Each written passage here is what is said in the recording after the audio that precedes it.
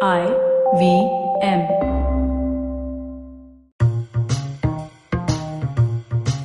Hello and welcome to the Wire Talks. I'm Sidharth Bhatia. A growing number of Indians have become dollar billionaires. The last count was 117, and it is said that 15 of them turned into billionaires in the last 6 or 7 months. Some have left the country and are now facing extradition proceedings and also serious allegations of financial fraud and malfeasance. Bad Boy Billionaires, the new documentary series on Netflix, tells us the stories of these billionaires who are sitting elsewhere or even in India while they fight criminal proceedings. The first of these documentaries is on Vijay Mallya, who used to be called the King of Good Times and who is now sitting in London fighting a court case to have him extradited back to India. The film has been directed by Dylan Mohan Gray. Dylan is an Indo-Canadian and has studied in Canada and many European countries. Dylan's last documentary, Fire in the Blood, on cheap medicine for HIV patients has been shown in over 100 film festivals and has won several awards. Welcome to the Wire Talks, Dylan. I'm going to start by asking you, tell us a little bit more about your career and your background. Thanks, Siddharth. It's a pleasure to be here. I'm originally from Canada, and I've been living in Mumbai for about 15 years. Before that, I lived in Central Europe for approximately 12 years, mainly in Budapest and Berlin. I began working in the film industry mainly in Europe after I was completing grad school in history. So my training is in history. So that's why, a lot of my interest in filmmaking are tied to topics in contemporary history. And this latest film is very much in that vein. And my initial foray into the film industry came by happenstance. I met a friend of mine from high school who I'd acted with in Canada just by accident in Budapest one day, and he was working with David Cronenberg, who's a Canadian filmmaker I have always had a great deal of admiration for, who happened to be shooting a film in Budapest. And long story short, he got me a job on that film as an assistant director, and after that I started getting a lot of offers to work as assistant director on mainly British and North American films that were shooting in Europe, and became a sort of specialist in international co-productions, which are essentially films that are what we call treaty co-productions, where there are international treaties governing the films, which mandate that cast and crew be taken from certain numbers of countries. And there are a lot of sort of technical implications of that. So sometimes I worked on international co-productions with 8 or 10 different countries, meaning we'd have cast or crew from all those countries, and the working environment had to be harmonized, and we shoot in a lot of different countries. And I had a great interest because of my personal background in coming to India to work. So I started putting out feelers for international productions that were going to be shooting in India, and the first one that essentially I got connected to was Deepa Mehta's film Earth, 1947, with Aamir Khan, and I came here to work on that film in the end of 1997, and I was first assistant director and second unit director on that film.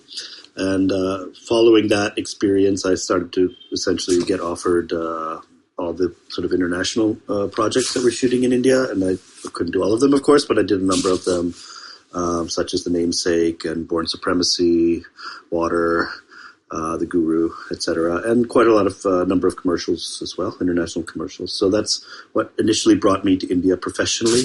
That's a pretty impressive CV, because some of these international productions became hits, like Bourne Supremacy, which was, I think, shot in Goa, if I recall. And The Guru, which of course was panned all over the world, was another entertaining film. So you worked with some pretty well-known names. Now, how did Fire in the Blood come about? Because Fire in the Blood is a really compelling documentary. William Hurt, I think, is the voice. You've got some really impressive names. And What's more, it's got very human stories about the AIDS medicine in Africa and the efforts of local health providers to make it accessible at a cheap price. So just tell us briefly how it came about. So as you mentioned, Fire in the Blood, for those who haven't seen it, it's also available on Netflix if anybody's interested. It's a story of a very interesting group of people from different parts of the world which came together in order to solve the problem of lack of access to low-cost antiretroviral medicine for HIV/AIDS. Particularly in sub-Saharan Africa, there was essentially no availability of low-cost medicine. The turn of the millennium, there were only about 8,000 people in the entire continent of Africa who were accessing antiretroviral drugs at great cost, upwards of $15,000 per patient per year. Most of those were people in sort of ruling families, who had Bad Boy Billionaires in a sense themselves, who had the funds to access those medicines. But the need was great. Upwards of 25 million people were HIV positive in Africa at that point in time. So, as I said, there was a very interesting group of people that came together to break this blockade. And when I call it a blockade, it was not something that was sort of accidentally in place. It was a very intentional policy on the part of international drug companies and the Western governments who routinely do their bidding, and very much were doing their bidding in this case. So basically it was a cartel and a monopoly. Yes, exactly. Part of the reason why medicine, which is under patent, is so exorbitantly expensive most of the time is because of the monopoly, which is granted to drug companies by governments. And that was the case with the AIDS medication. The price was very, very high. But in certain other countries, such as India, such as Thailand, such as Brazil, there were laws in place that enabled those countries to provide low-cost treatment to their citizens who had HIV/AIDS. And that was happening. In the case of Thailand and Brazil, there was government production, so they didn't have a mandate to export those drugs. So really, it was Indian low-cost medicine was really the only hope for people in Africa. Who did not have the production capacity or the legal infrastructure to produce those drugs domestically. And because the Indian production was undertaken by private companies, that those medicines could be exported to other countries, which was not the case with the Thai and Brazilian products. So, Fire in the Blood sort of tells the story of how the Indian medicines essentially, made their way to Africa through the efforts of several people from different parts of the world. And so for me, it's, people often think this is going to be a very, very depressing story. Well, it was very important for me for it to be a story of empowerment and hope. And I think that comes across once you get through the initial part of the film, which is quite sobering, let's say. Yes, I think it's uplifting. I think the Ugandan doctor and his efforts are very, very uplifting. People in South Africa whose lives have changed, in fact, whose lives have been saved rather than changed.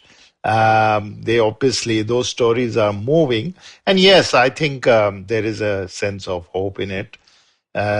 It's got huge worldwide response and was shown all over the world. So clearly that message of hope.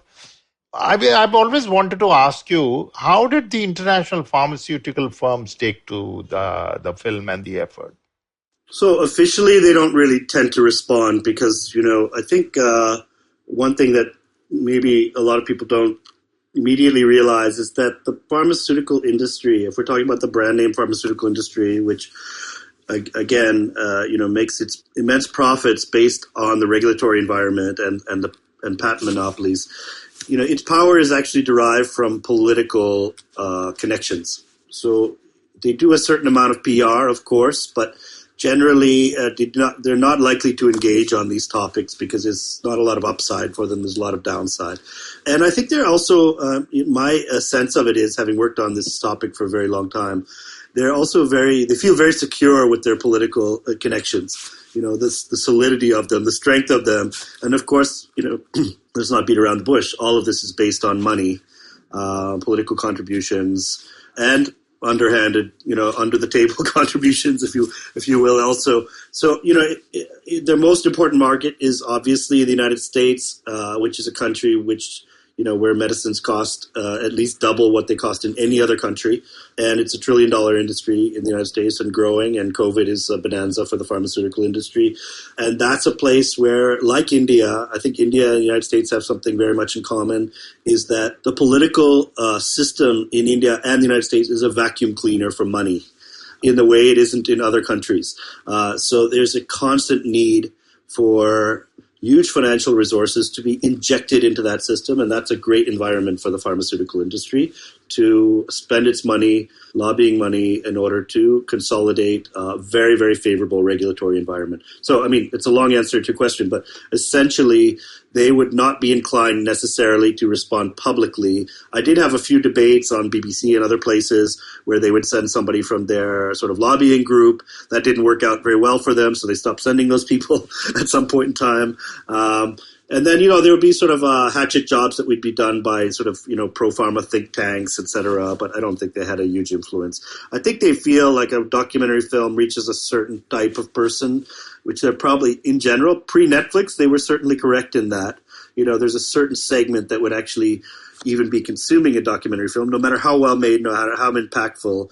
In a way, you don't want to broaden the audience for that film by talking about it. So I think that was generally the response. But having spoken to many people in the industry off the record, a lot of them actually really appreciated the film. They thought it was very, very important that story be told, and that the pharmaceutical industry take a long, hard look at itself and the role they played in the unnecessary deaths of at least 10 or 12 million people in that one particular incident.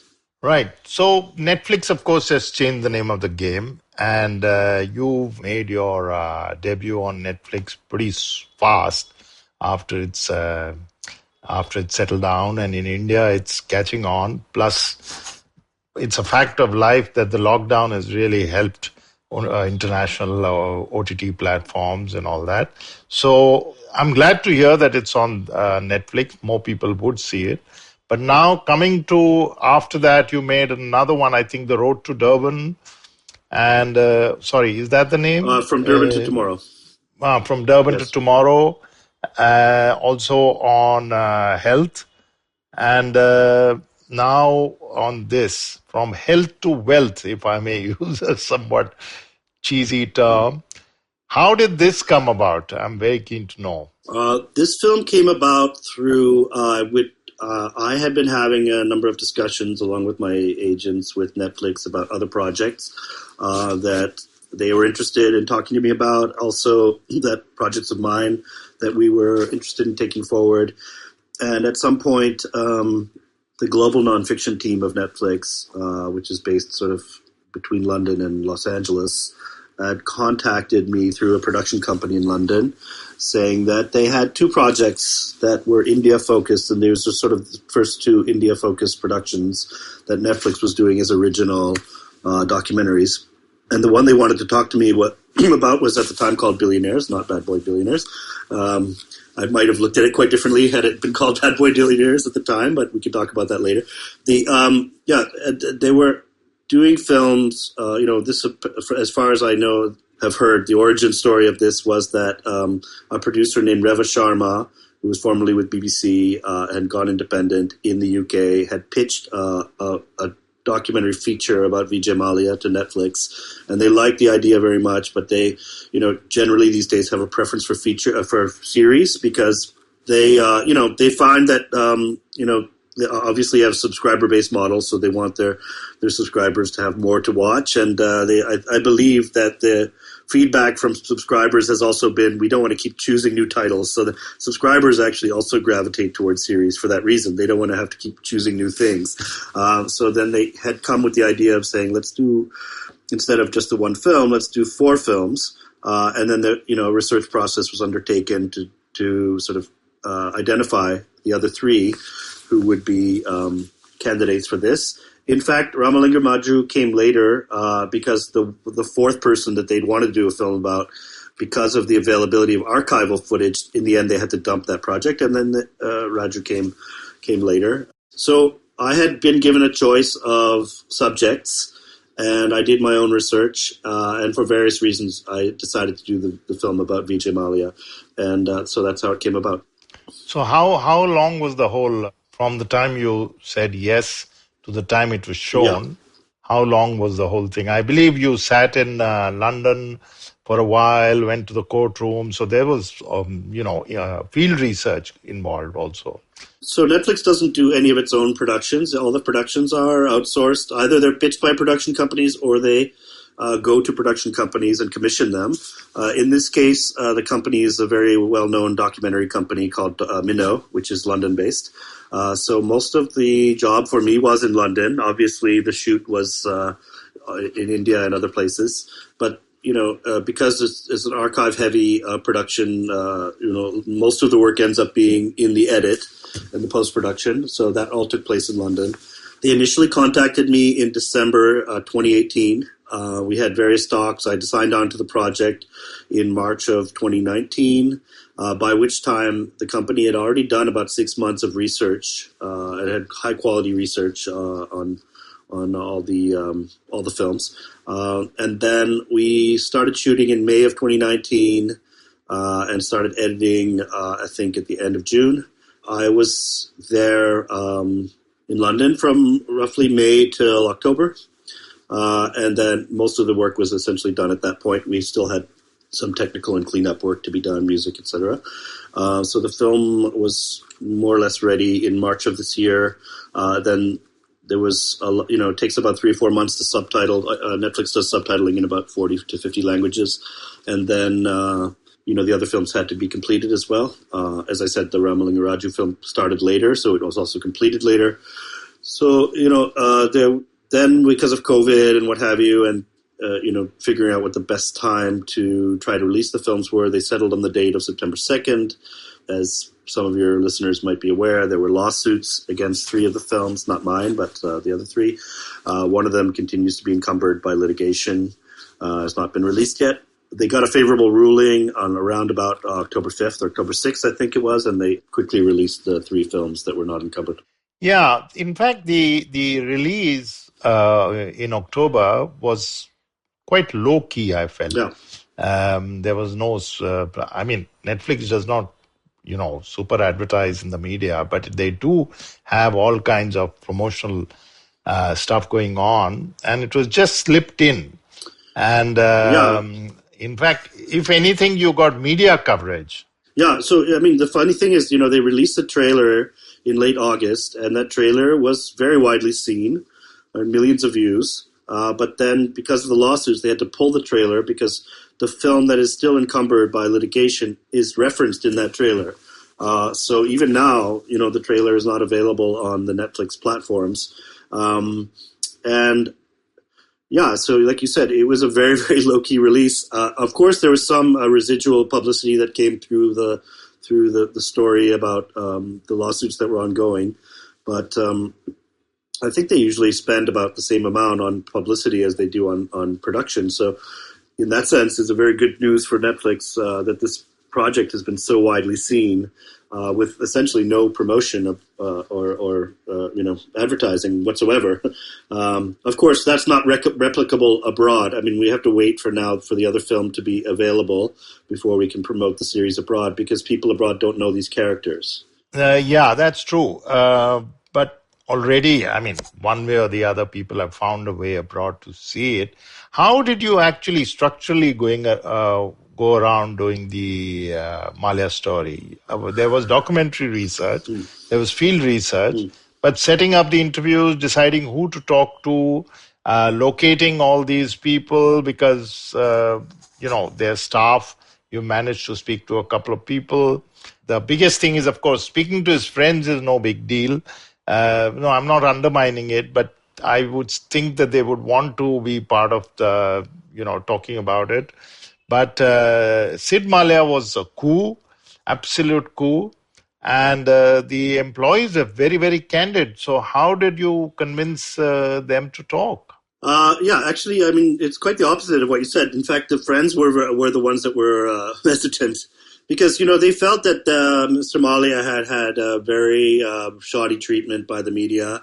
One can debate that, but that was their feeling. And were disinclined to participate for sure. The only one who I think was quite willing was Manu Viraj Khosla. His friend is a fashion designer who has spoken in the Indian media quite a lot as well. But he's spoken on your film really well. Yeah, he's very articulate and he's a great character and he's a very good guy also. And he does speak very openly. He also speaks very openly in the film about the fact that his close friend Vijay Mallya also didn't pay him for his work, not just his own fees, but he had undertaken a lot of investments to produce clothing for Kingfisher Airlines, paid a lot of vendors, and so it almost cost him his company, in fact.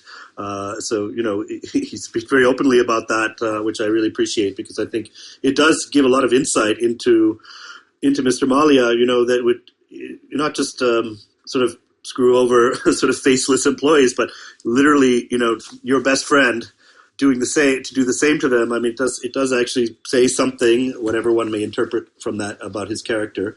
Yeah, others were very hesitant to come on board. I would say one of the things that was quite helpful is I could point them to Fire in the Blood. I could say, look, you can see what kind of filmmaker I am. I'm not a gotcha filmmaker. I'm not going to be door-stopping people and trying to paint you into a corner and make you say something you don't want to say. You can say what you want to say. And I'm not going to promise I'm going to use any part of it. But at least if I feel that it's an authentic, honest voice from your side, I'm not endorsing it, but then I will be inclined to include that in the narrative. I wasn't going into the film with any preconceived agenda, so there was no kind of hypothesis I was trying to shoehorn people's voices into. And I think, had some good intermediaries as well. Raghu Karnad, who is in the film, was somebody I really wanted to be an important voice in this film, because for me, the whole story of alcohol, how alcohol built Bangalore, the love-hate relationship India has had with alcohol, and the way it actually set Mallya up for his later sort of downfall and his sort of positioning as public enemy number one was super interesting to me. And Raghu had written a great article, a long-form article in Caravan in 2012 about how the alcohol industry had built Bangalore, which was just full of amazing stuff. And I really wanted his voice in the film. And because Bangalore is a place where it's sort of easier to get to people than it is in Bombay or Delhi, it's a smaller, quieter town.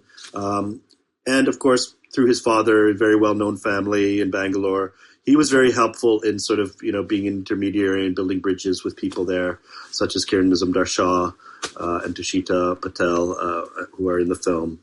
So that was very helpful. So how did you get Sid Mallya?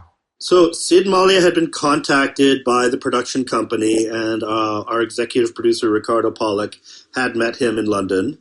He goes back and forth between Los Angeles and London. He was very skeptical about participating in the project. I think they felt that he wouldn't come on board. But I just said, give me his number. I'm usually pretty good at convincing people to come onto projects. Because, the thing is that I think a lot of people get interviewed and they get a lot of requests. And I think many of these requests are sort of somewhat half-hearted. I was able to talk to him and just demonstrate that I had a pretty thorough understanding of what I wanted to do and what the story was and what his particular contribution might be into the film. And I think that, made an impression. And we had a lot of conversations. It took a while. He was not inclined to do it because, again, I think there was a bit of a victim complex there in terms of the family, feeling like they'd been unfairly treated. That comes through a lot. There is a sense that we tried to do something interesting, but people had it in for us. And I didn't get any sense of, forget remorse, but even self-doubt. It was, my father wanted to build a brand. He became the brand. It was not liked by people, and things went belly up. Yeah, I think that's probably true. I mean, I think, there are people, not to make excuses for anybody, but, I can imagine there would be something of a siege mentality when, they go to cricket matches in London and the whole crowd starts yelling, chore, chore, chore. I mean, you could feel that, the narrative has been misplaced. But, that's, I think, in the moments of clarity, probably all of the people, including Mr. Mallya himself, would have to say, there are key mistakes that were made by him, which created this situation. Others have capitalized on it, no doubt. But had he not made those mistakes, he would not be in the position he is today. Yeah. Oh, well, mistakes is a good word. There was, quite honestly, some malfeasance. There was, I don't know whether fraud is the word one would use, but certainly the bank was culpable because they bought the idea that a brand was worth something instead of proper collateral.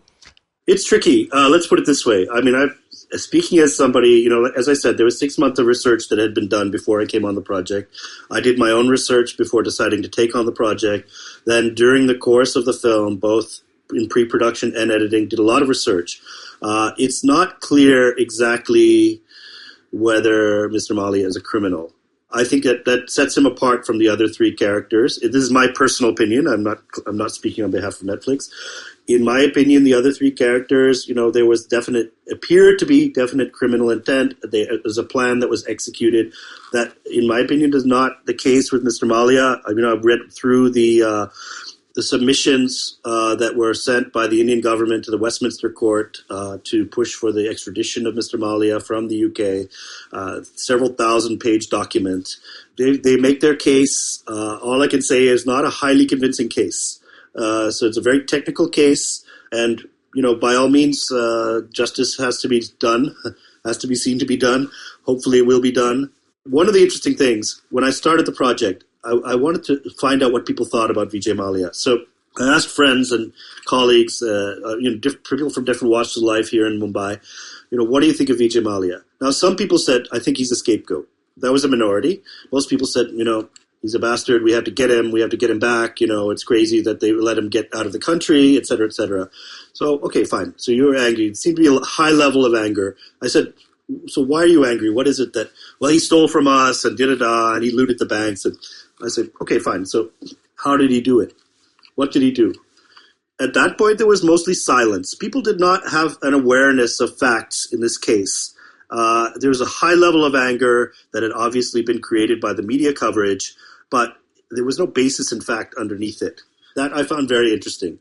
And to me, that continues to be the case. And I see a lot of that in the reaction to Bad Boy Billionaires. People say things on Twitter, not so much to my face, but on social media, et cetera, like, how could you let Sid Mallya talk? What is this locus standi to talk? What are his qualifications? I just find that remarkable. No. I think we all know that social media, can be full of people who are ignorant about the subtleties and the nuance. Yeah. And getting Sid Mallya to talk, for example, for me was a coup, speaking as a journalist, because you got another side. It's a pity there was nobody from IDBI at all, because there was the clerk in the next film, but there was no IDBI official or anybody. But that could be for several reasons. But it's a well-rounded film. Except that, and I know you are aware of this, my one or two criticisms are that there's zero political context in this film and this series. Not even the basic facts that Vijay Mallya was an MP at one time, that he flew off very openly, very legally, without anything hanging on him. He took off, and only after that did all this start. So he really could have had some kind of inkling about that the government was going to go after him. So there was absolutely no political context in the series and absolutely no political context in this particular film. We don't know what the country is all about. Well, let's put it this way. I mean, I can't speak to the other films because we had very separate processes.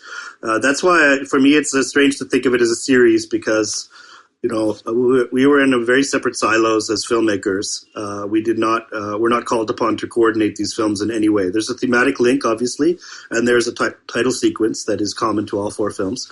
Beyond that, we had no mandate or instructions to stylistically or tonally coordinate the films. I did make a significantly longer film, actually. My director's cut, so to speak, was about a half an hour longer. It was a feature-length film. Netflix was not really keen on that. They have a lot of data analytics they do that show that people sort of tend to switch off, especially they're going for a younger demographic.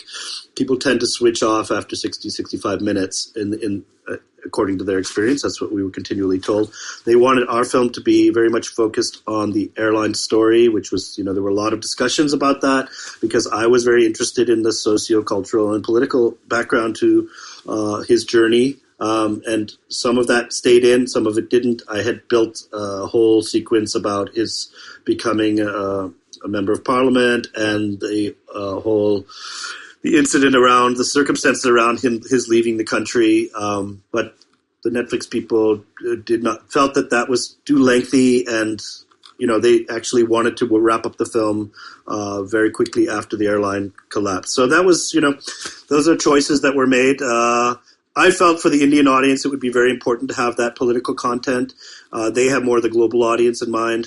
So it's a tricky one, to serve both of those constituencies. No, that's true. And the same film will be shown elsewhere, exactly, right? Yeah, there's no difference. Yeah. So, in fact, a lot of people are going to think to themselves, who's Vijay Mallya, when they switch it on, and then perhaps get hooked in.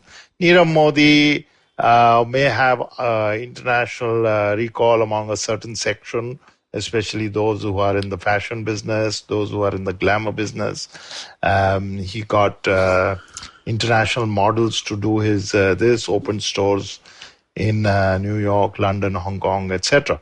But if I see as a viewer, as a Indian concerned viewer who knows what's going on in the country, and put 1 + 1 + 1 together, it seems to me that anything political seems to have completely been erased from the series. And that could be for several reasons. But for an Indian viewer and an Indian audience, that's somewhat jarring. Yeah, I understand that. I felt that. I expressed that. That was my view as well. I expressed that as strongly as I could. At the end of the day, it's there are forces higher than me that were making those decisions. I do think, yes, let's put it this way. I mean, there is a lot of concern on part of the OTT platforms. As we know, there's been news in recent days about, the OTT landscape in India, how there's an attempt to try to create some kind of version of the Hays Code as it existed in the 40s in Hollywood, where there's self-regulation in order to sort of preempt any kind of state censorship of the OTT platforms. There's certainly a lot of concern about that. India has been identified by Netflix as one of its target countries to grow its subscriber base. So, it would be completely disingenuous and naive to pretend that those were not factors in this. However, it wasn't expressed to me in that way. It was expressed to me in the way that, we feel the film is stronger in this form, at this length, with this focus. And I think, they're very happy with it. Even as I mentioned earlier, the Bad Boy Billionaires title was not something we filmmakers were very keen on because it just seemed to sort of prejudge the characters. If you go and do a story and see that series title, you're going to think already certain things about those characters and their journeys, which as filmmakers is not ideal. For people to sort of go in with a prejudice before they even see one frame of your film. However, like I said, they're targeting a very young demographic. They said that this is a demographic that will not watch a very serious film normally. It's a bit of a spoonful of sugar thing. Bring them into with the trailer. Trailer very hyped up title. Bring them into the film, let them watch. Then they'll get them through the door, essentially. And I think they're probably, to some degree, vindicated with that choice. No, because it's been number one for a long time, exactly. Right? And for me, I think I've again expressed this in something I wrote, that it's a big, big breakthrough that a film on Indian businessmen that does not look at them as merely glamorous social party figures is a very, very big decision. So for that, I think it's something, and one can only hope that there'll be more coming up. Yeah. How did his friends who are and are not in the film take it? You certainly know a lot of them. I don't have any, friends in common with Vijay Mallya. I mean, I do have met them through the course of working on this film, and we obviously, as with any documentary, we interviewed a number of other people who, in the end, did not make the final cut because, as I said, first of all, the film is significantly shorter than we sort of prepared for. A number of topics that we covered are no longer in the film, so those characters are not necessarily required any longer to the same degree. I think the strongest feedback I've gotten from many people has been that they feel the film is very fair and balanced, and that it does provide an insight into his journey and to his mindset that they didn't have before. Obviously, there are people with a stronger agenda who feel like we weren't tough enough on him. I was prepared for that. There's been a lot of sort of indoctrination about this story. I feel like people have been led to believe that certain things are the case, which are not so much the case. There's, of course, a lot of anger that he didn't pay his employees, rightfully so. But, as we point out in the film, that's not against the law in India, and workers' rights are actually being diluted as we speak. In our industry, for example, the film, media, TV industry, please find me a producer that has paid his employees, rigorously. Yes. You'll be very hard pressed to do that. So there's a certain amount of hypocrisy as well. Obviously during lockdown, loads of people have not paid their employees. All of those people should be punished. In my opinion, it should be against the law. And Vijay Mallya certainly had the resources to pay his employees and seemed to have done it for tactical reasons, because he was in anticipation of a bailout that never came. He should be rightfully condemned for that. But that is not why he's being extradited, if he is being extradited, because it's not against the law in India. So I think that there's a bit of a mixing of signals. I've been very happy with the response. And I've spoken to Sid Mallya on the phone, and he said, when you first told me what you were going to do, and you said you would be fair and balanced, and you did that. He said, there's certain things that I would have liked you to sort of highlight more, but I do feel you were as fair and balanced as you possibly could have been. So those were his words. I think that's a compliment in a sense, because he could easily feel persecuted, and he doesn't. Yeah. I'm sure the employees, if they have got back to you, would have said that you made your point. I don't know whether any of them. I have spoken to the former flight attendant who is the main employee in the film. I have spoken to her. Again, from her perspective, you'd say maybe went a little soft on him because they are very full of anger towards him. They're hurting. So that actually, again, if you take a sort of dialectical approach, you do feel that you sort of all of it is there without having a very strong preconceived agenda. One thing I would like to say, because pick up on what you said, in terms of the significance of this project, even those who are not interested in the subject, and even those who may not like these films, this is a very significant project, I think, because it's the first time where you have mainstream, large-scale commercial platform showing documentaries about powerful living Indians. And they have the resources to fight the legal cases that we all knew were coming, and of course came. I, as an independent filmmaker, would never have been able to do that. And it does open doors for lots of other filmmakers to make to tell stories that need to be told in this country about people in power who are still alive and who still retain a large degree of power, even those who have been disgraced to a greater or lesser degree. So I think, in a way, Netflix has done something quite brave and very significant, which will prove to be very significant going forward. And I'm happy to be a part of that. I do feel there's a lot of significance to this project in that sense. Are there more Bad Boy Billionaires in the offing? Perhaps. I don't have any special insight into that. I think that they've been very happy with how the films have been received, the discussions that have been, the amplification and the discussions that have taken place on the back of them. And for sure, if I look at social media, there's a lot of hunger for more of these kind of stories, possibly about people that are less kind of notorious even, where there's a more dispute about what the actual legacy of the person is. I think that would be wonderful, but I have no, inside story to share. But should they decide to do more proper Bad Boy Billionaires in the same vein, I think there is a lot of opportunity out there in India because all they have to do is stand in the middle of Mumbai and look around. Yeah, exactly. So I'm sure there is. Yeah. What's next for you? Well, before I say that, it's interesting looking at the response from different parts of the world. You know, so many people in Africa, so many people in, whether it be Pakistan or South America or what have you, they were like, when are you doing our Bad Boy Billionaires? Because we have a whole lineup of them here as well.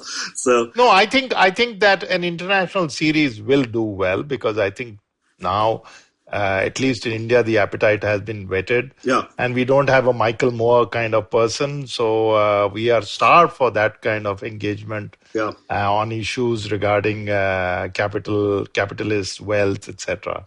Yeah. So what's next for you? So, I mean, I'm actually, I've had a few projects that I've been developing for a while, and I don't know which of them is going to shoot next. I've been working on a Canadian movie that is actually based on an Indian novel set here in Bombay. I've been working on that for a while. I'm doing a rewrite on that now. Is that Rohinton Mystery? No. It's an author named Chandrahas Chowdhury has written a book a few years back. So I've been attached to this project for about 4 years, and it's now we're doing a last sort of rewrite for the financiers, and hopefully that's something we can shoot next year. That's a fiction piece, and I have a number of nonfiction projects. And then, you know, obviously because of the interest that Netflix has shown, plus the success of this series, plus the success of other nonfiction series such as Indian Matchmaking and Wild Wild Country, etc., all of the platforms, including Amazon and others, are ramping up their interest in nonfiction Indian-themed projects. So there are a lot that are coming. You know, there are a lot of discussions going on. A lot of it is true crime, which is not necessarily usually of great interest to me, but sometimes there are stories that I find very interesting. So it's a question of talking to a lot of people and seeing what's out there and sifting through a lot of material, and I'm sure there'll be very interesting projects that will come in the next little while. That was really very enlightening, because you were fairly candid, and I just hope more come in this series, because we need platforms, financiers, developers, and filmmakers who are not ready, who are not scared or worried about going into areas which are very, very controversial. Because I think also in India, businessmen have been treated with kid gloves in the media, and only a glamorous image, which is their PR sets up, is shown to the public. For sure. So here you've been fair. It was not sensationalist. It was not tabloid filmmaking. And I think, I hope there'll be more. So we are going to promote this video because we want people to know more about how things were done. So thank you very much for talking to us, Dylan. My pleasure. That was Dylan Mohan Gray, director of Fire in the Blood and King of Good Times, which is showing on Netflix under the overall series banner of Bad Boys Billionaires. You can check out this podcast and other interesting ones on the Wire website, the IVM podcast website, app, or wherever else that you get your podcasts. Goodbye from me, Sidharth Bhatia, and the Wire Talks podcast team. I hope you enjoyed that show. If you aren't following us on social media, please do. We're IVM Podcasts on Twitter, Facebook, and Instagram. Want to wish you all a happy Diwali. Hope you had a great festive season. It's been a great week in terms of the kinds of guests we've had and the kind of conversations we've had on the network this week. Do definitely check some of these things out. On This Round's on Me with Gauri Devidayal. She had a great conversation with Garima Arora, who's one of the best-known chefs in the world. It was just absolutely riveting. Do check that out. On States of Anarchy, Hamsini Hariran spoke about chronicling India's different wars. Again, really interesting episode. Check that out. Ashton had a very interesting episode on his show, The Habit Coach. It was called I Don't Feel Like Doing Anything. It's about how to overcome malaise just generally, and I thought really, really interesting stuff.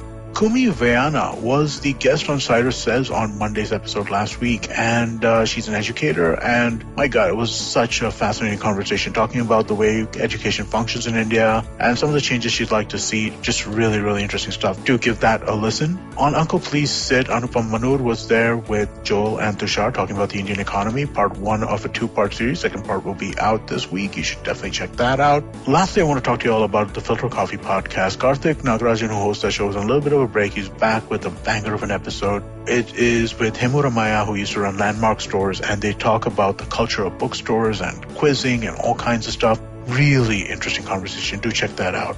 And with that, I hope to see you again next week. Hi, my name is Anupam Gupta. I'm B50 on Twitter. I am the host of Paisa Vaisa, the show that talks money.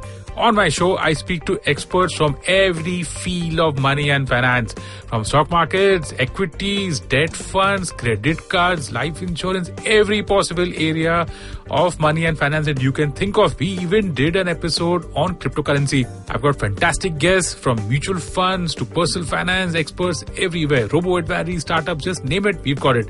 At Paisa Vaisa, we help you make smart decisions about money. You work hard for money. Now make your money work hard for you. New episodes out every Monday, and you can listen to my show on the IVM Podcast app or any other podcasting app that you have.